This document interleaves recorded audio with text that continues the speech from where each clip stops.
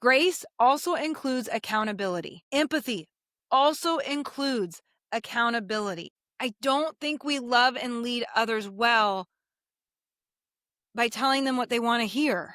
Loving well, it's about being brave. It's about being consistent.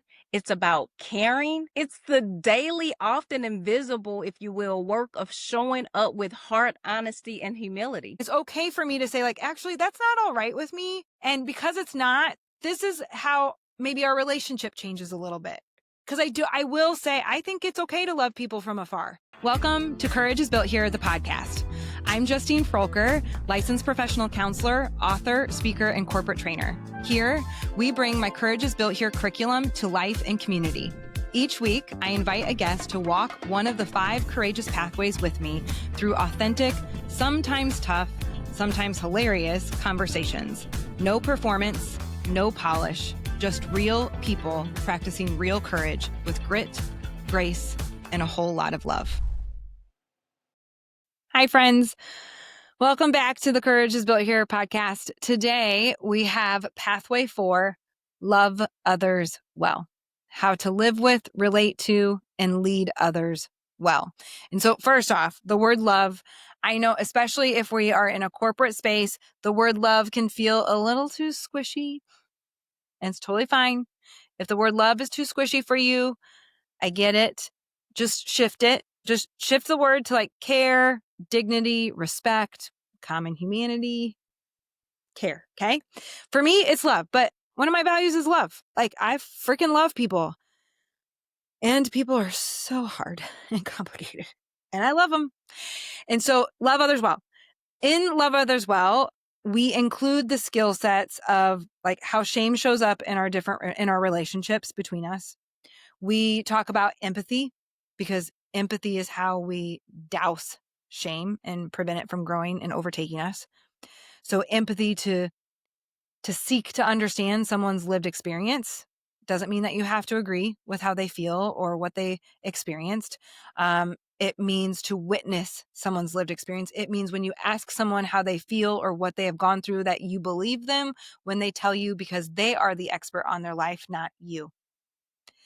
Empathy does not mean that we just tell people what they want to hear, that we don't hold them accountable. Empathy still includes accountability. So empathy to really sit beside and seek to understand, not to totally understand because that's not possible. You cannot literally walk in a mile in someone's shoes. It's not possible. We don't have the same size feet and you don't have the same size body or color skin as me. I don't have the same color skin as you. Like we can't walk a mile in each other's shoes. What we can do is seek to understand through humble curiosity. Like, what's it like? Will you tell me? And I'm going to listen. And when you tell me what it's like to be you, I'm going to believe you.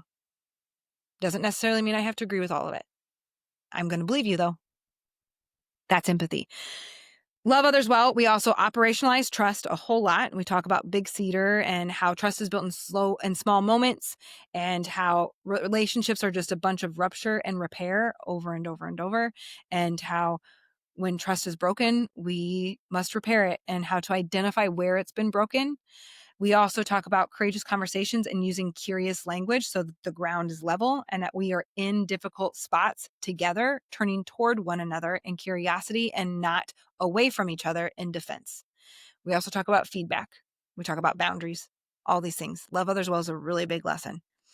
Today's guest is my friend, Melissa Jones. Melissa, her official title is VP Senior Business Banker at Enterprise Bank and Trust here in St. Louis. And I met Melissa because she actually came to do a full training with me years ago. It has been years. And we've stayed connected. I love the work that she's doing. She's a true joy light. She also has a ministry that she's going to talk about, a Living Healed ministry. She has yearly retreats. And so like we have a really great conversation about love and accountability and empathy, our belief system. She's deeply, deeply rooted in her faith, as I am too. And so I encourage you, take what you need and leave the rest, at the same time as lean in when you get a little bit uncomfortable with curiosity instead of just tapping out or armoring up and being like, nope, I'm out. Just lean in a little bit. Okay. So thank you for being here. And let's welcome Melissa to the show. Welcome, Melissa, to the Courage is Built Here podcast. Thank you. Thanks for having me, Justine. I'm so excited. We were we were catching up before we hit record because it's just been forever. So I thank you for being here. I really appreciate it. I love it. I love what you're doing for so many in this world, and we Thank you. definitely need the work you are doing. So, Yeah. again, thank you. You're welcome. I'm excited. All right. You ready for your first question that we begin with? Every Yes, episode? Okay. When you think about courage, most especially through that lens of Courage is Built Here, pathway for love others well, is there a moment or a story that rises up for you? absolutely. Loving others well. Let's see. Loving others well for me is not just about an emotion, it's about an intentional action. And what I mean by that, Justine, it's about showing up consistently, even when it's not convenient. It requires one to have empathy and the willingness to be uncomfortable for someone else's benefit. And I'm gonna go a step further. Sometimes that someone else is the future us. And I don't think we see loving others well, quote unquote, in that way. Oh, I need you to go more on that. That's good. Well, I mean, like, there's two parts to that. Love is more than an action or more than a feeling. It is an action. Like, words are important and they only go so far. And dang, loving others well sometimes also means your future self. Say more. Well, I think about me, right? I my old self was not fully healed, living the abundant life that God has intended for us to live due to trauma. And I've learned that we all experience some level of trauma. And so many times we think of loving others well as a physical other human being, when if we are not healed from our past trauma, whole, delivered from whatever strongholds or traumas have held us back from being our best self, we are the other person. And we just don't think Yeah. about it like that. So sometimes we need to show empathy to ourselves just like we do others. We need to love ourselves.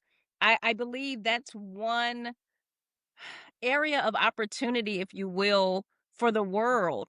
We only show the level or amount of love to others that we have for ourselves. So if we only have a pint-sized level of love, that's all that we can give to others Yeah. because we don't have a gallon size. Right. There is that element, like, we talk about that a lot in the work. Like, you cannot give what you don't have. And when we look at loving and leading other people well, meeting people with empathy, operationalizing trust with them, having curious, courageous conversation, having good, courageous feedback conversations, if you can't meet yourself first with self compassion, empathy towards yourself, with trust yourself, with being curious towards yourself, with holding yourself accountable, and then you also have like your own boundaries and your own grace and generosity towards yourself. Like, you can't, I don't know, I will come back to it every time. You can't give what you don't have. And I like how you put it, like, if I only have a pint size, there's no way it's going to be a gallon and it's not going to be enough to help anyone else. Absolutely. And also, Justine, while we're on this topic, I've learned that we can only live at the level of our revelation. And what I mean by that, I go back to the Bible, and just how we are created. What does God say about love, about being brave, about being consistent, about caring. Yeah. And you can take a scripture in the Bible and two people can interpret it Always. totally different.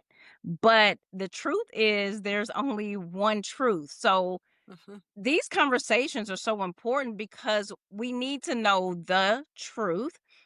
Because, of course, the Bible says the truth sets us free. And I believe that's why so many people are bound because we just don't live in the truth. And again, we only live at the level of our revelation of the Mhm. truth. Right. And loving, I believe God is love, right? Yeah. And I believe some people confuse love as always maybe pleasing people, Mm. when loving well isn't always about being nice necessarily. Yep. It's about being brave. Yeah. It's about being consistent. It's about caring. Um, Yep. it's the daily, often invisible, if you will, work of showing up with heart, honesty, and humility. Yep. I totally agree. There is this piece of somewhere along the line, whether or not it's grace or it's empathy, for me, grace also includes accountability. Empathy also includes accountability. It I don't think we love and lead others well by telling them what they want to hear, or like never pushing back or saying, "Actually, I'm not sure I agree with that." And let's talk about, like, how'd you get there? Will you listen to how I got there? And even if we maybe can't agree, we can choose to, like, remember our common humanity. Remember, we're created in God's image, right? Like those Mhm. pieces. And so, like, there is that, there's a hard part there that somewhere along the line we've accountability has disappeared in it. I wholeheartedly agree. And it makes me think about I often use this example with people when I feel like they are not taking my feedback when I'm holding them Yeah. accountable to something. I refer them back to Genesis when God gave Adam and Eve an instruction to not eat from the tree. And they made the conscious choice to do so, of course, because they were deceived. Yeah. And he did what? He actually put them out of the garden. And him putting them out of the garden was not him saying, I don't love you anymore. Him putting them out of the garden is saying, I love you, but because you have made the conscious choice to not abide by something that's important to me that Yeah. I have asked you not to do. Yeah. Now I have to love you. I have to put a boundary up and I'm going to love you, but I have to love you from out there now. And Yeah. I think that's what we as humans, we forget about those examples in the Bible. Like, let's have the conversation. Having a conversation is kind, in my opinion. Uh-huh. If we have to agree, let's agree. I mean, disagree. I'm sorry. Agree. If we have to disagree, let's Yeah. agree to disagree. And if boundaries need to be put in place, let's place those boundaries. And Yep. me putting up boundaries doesn't mean I don't love you. Yeah. It just means that I'm not willing to accept what you were trying to make me accept. Yeah. There is, like, for me, letting people know what is okay and what is not okay, what the boundary is, keeps us in connection versus severing connection. Because if I don't tell you what's okay and what's not okay on our relationship, then I'm most likely just going to be angry, resentful, and judgy because I'm letting you get away with stuff that is not okay with you, but I'm not actually saying so. So I don't set the boundary because I think I've been taught maybe that the boundary is severing of connection, when in reality, it's the thing that keeps us in connection, even if it means that our connection changes. Exactly. It's, I, there's something like It's so hard for people to wrap their hearts and their heads around that, though. We'd rather, like, not have that hard conversation or set the boundary because we don't wanna hurt someone's feelings or because we're not willing to be courageous enough, except not speaking is actually doing way more damage than just setting the dang boundary. Exactly, and I believe that's how we get these generational curses within bloodlines, within our family bloodlines, Yeah. because that's taught. Uh-huh. It's passed down for sure. It is. It's passed down. So we do the same thing, and that's what I mean by we only live at the level of our revelation. So if our great grandparents have a certain revelation about something and that revelation is passed down Yeah. to their children, it just Yeah. keeps going until Yeah. somebody comes along and says, wait a minute, Yeah. we Yeah. need to have some conversations Uh-huh. here. Yeah. And there is actually I had another podcast interview right before you, and he was talking about one of his reframes was he changed the way, like, he did not continue on in a family business, right? And he was telling himself that he was like going to be the first in 5 generations not to do this. And Wow. he had a mentor say, like, or you could think of, like, you're the one freeing the generations after you that they can go and explore something that maybe they didn't want. And like, there is a reframe. It doesn't mean that we don't hold people accountable. It doesn't mean that there's not truth either. Does mean that what's it look like to turn toward one another in connection and choose that freedom part, which might mean hopefully means breaking off some stuff that needs to be broken off, and also means forging the path forward. Absolutely. And why can't we just accept what somebody else desires or wants? That's love. I think we say we love people, but then we try to force Yeah, what we want I know. from them for their future. I know. And that's There's I don't know. That there is is so a crazy whole, to like, me. I know, but we're just shouting at each other in the comment section, right? Like, and it's like, well, actually, if you're not hurting anybody, is it really I always come back to, like, I know, like, Chad and I were talking about this on our walk last night, like the book and the movie The Shack, and I know, like, it's not like there's a lot of things to it, but there's a scene in that film, the wisdom scene, where she, like, wisdom comes in and she asks the main character, like, do you want to be judge and jury? Because that's what you're, like, you think you want it. So then she says, here are your 2 children. Choose one. Because that's what you ask God to do when you want to punish people for what you think is evil. They are his children. Mhm. Like, and it's like, what I mean, I have shared it on my Instagram before. It's like an 8-minute clip that you can go on YouTube, like wisdom scene, the shack. Like, it's one of those pieces of, like, I'm going to choose love. Love still includes accountability. And it's okay for me to say, like, actually, that's not all right with me. And because it's not, this is how maybe our relationship changes a little bit, or the boundary changes a little bit, or you don't get access to my life in this way anymore. Like, Mhm. Mhm. because I will say, I think it's okay to love people from afar, I wholeheartedly agree. because there is that, I mean, it's a reason or a season. And that comes, And, and for me, I want everybody to live their best life. And so yeah. I look in the mirror and I say, if I am not adding to that, I don't want to subtract. So yeah, it's best that we Ooh, love each other from afar, that's good.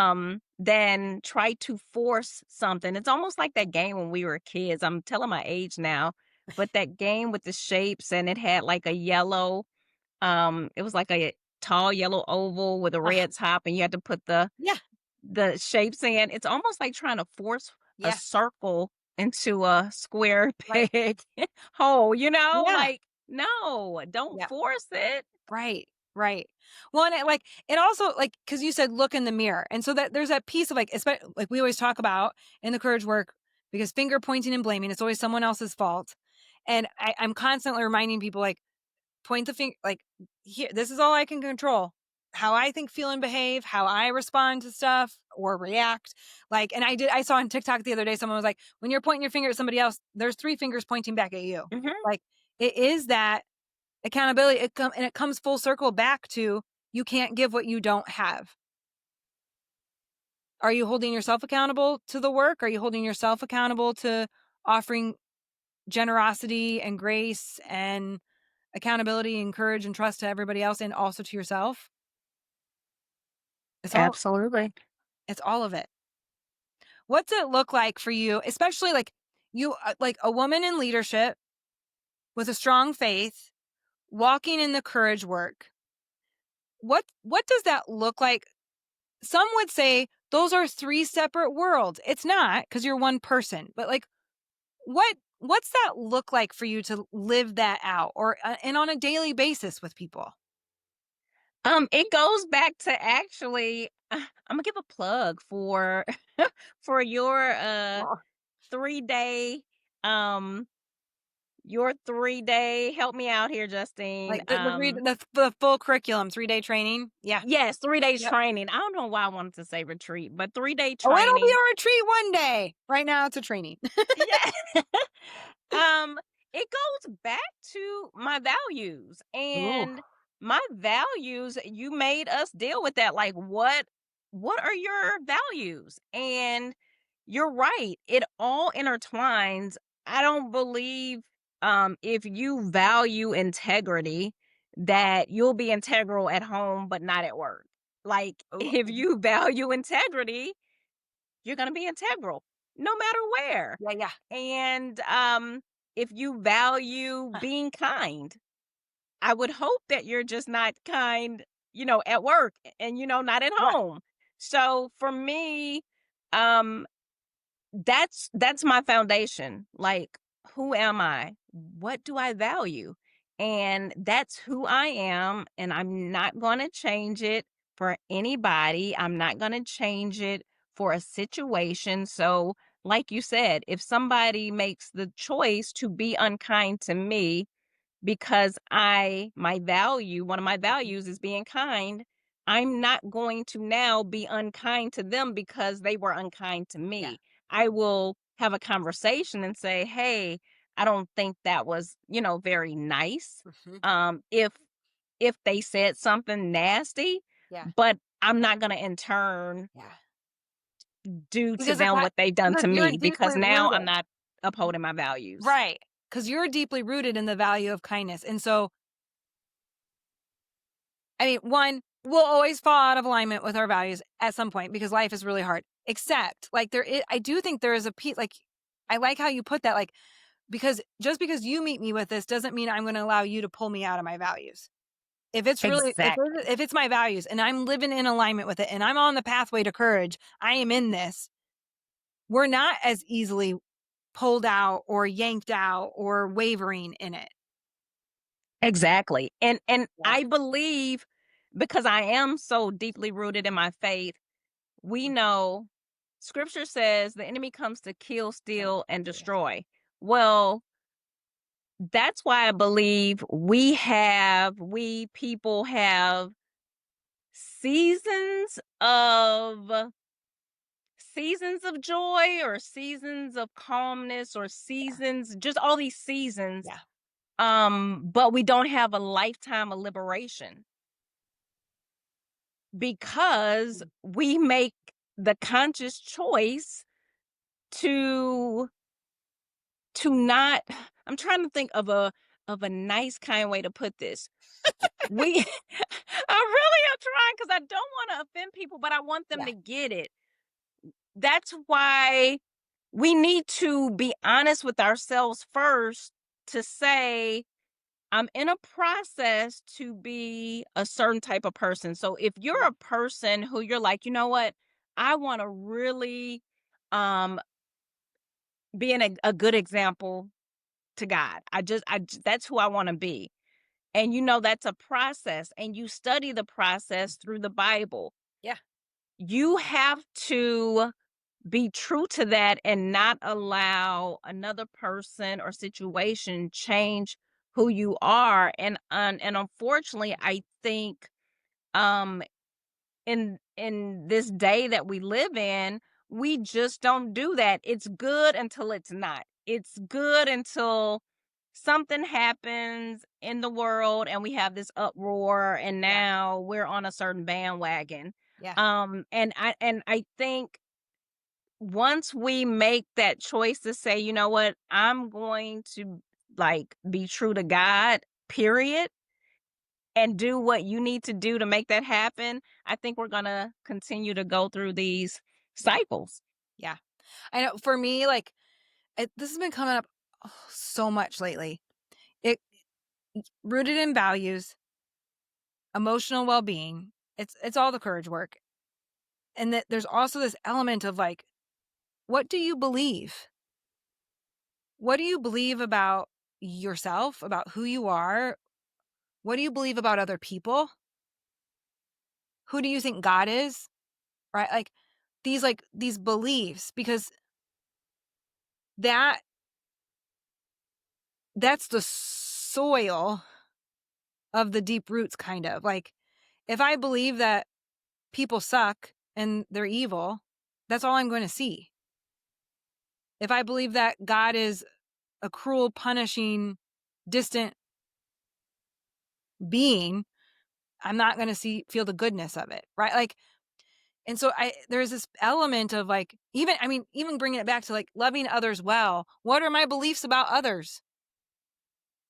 Because that's going to prevent me from loving well if I have these beliefs about people. You're right. That's all the foundation. That is, oh my God, that's it right there. I just spoke last month at a church, Mhm. and um I gave them this example. When you just said, who is God? Mhm. Um And I think back to the scripture when Jesus went back to speak in his hometown.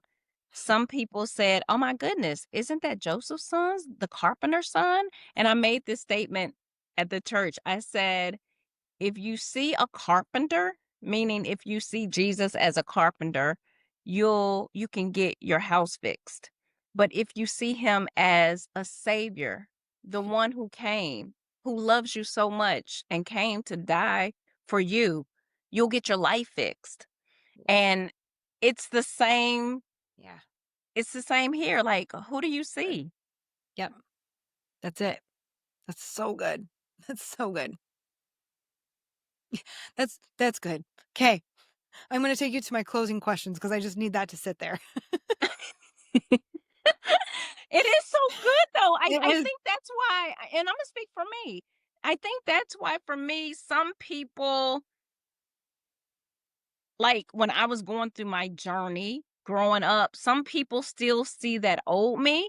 Oh, yeah. And so for me now, I'm so healed and I have so much love and kindness that the way they may respond to me or treat me, it doesn't affect me anymore. Because I know that's what they see and they can't Yeah. see anything else. Remember, Yeah. people live at the level of the revelation. Yeah. Um, yeah.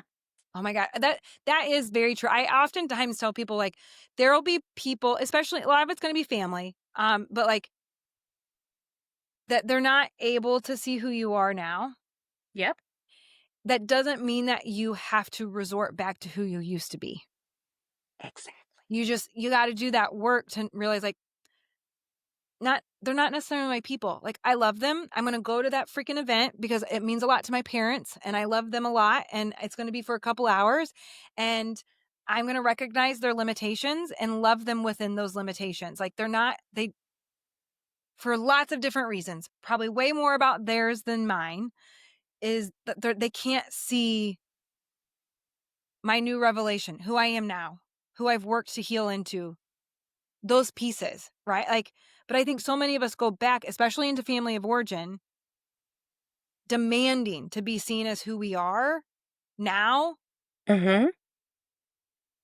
And it can really mean that you resort back to the unhealed you, and it doesn't help the relationship.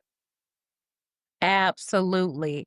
And it's because you want it so bad, but we have to understand we love God, we're not God, and that's going to take God and them to Yep. do that work in them. Um where was I going with this? Man, that was so good what you just said, but not changing Yeah. again who you've blossomed to Right. become because you are trying to force something on them. I've learned just to say, you know what? They just don't have the capacity. Yeah. Yep. Their eyes aren't open yet. Yep. Yeah. Oh, that's good. That's so good. All right.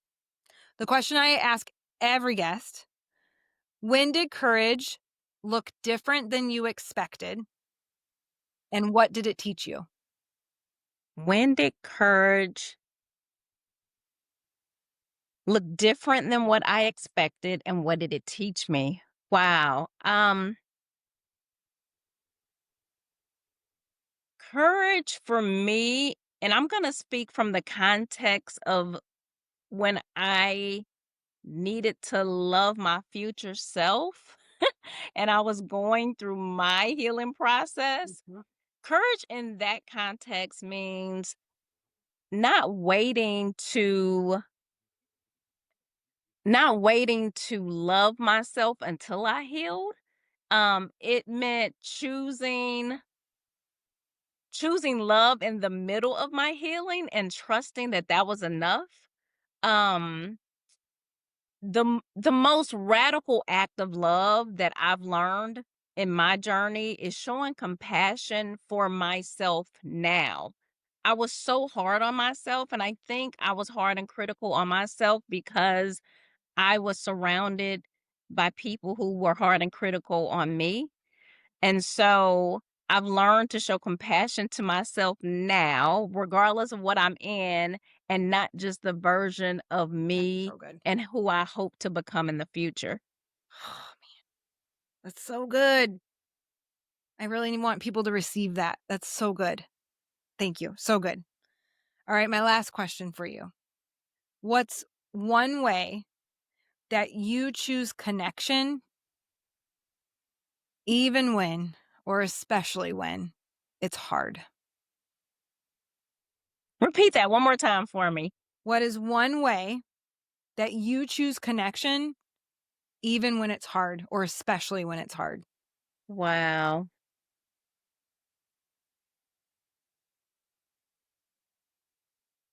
I'm going to say I choose to be who God created me to be. And it's not to allow people to run over me or treat me poorly.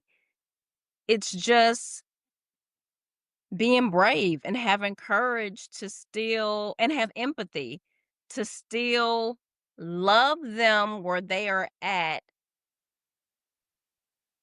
to the point where I don't allow the things that have affected them, if you will, to make them become who they currently are Yeah. to infect me.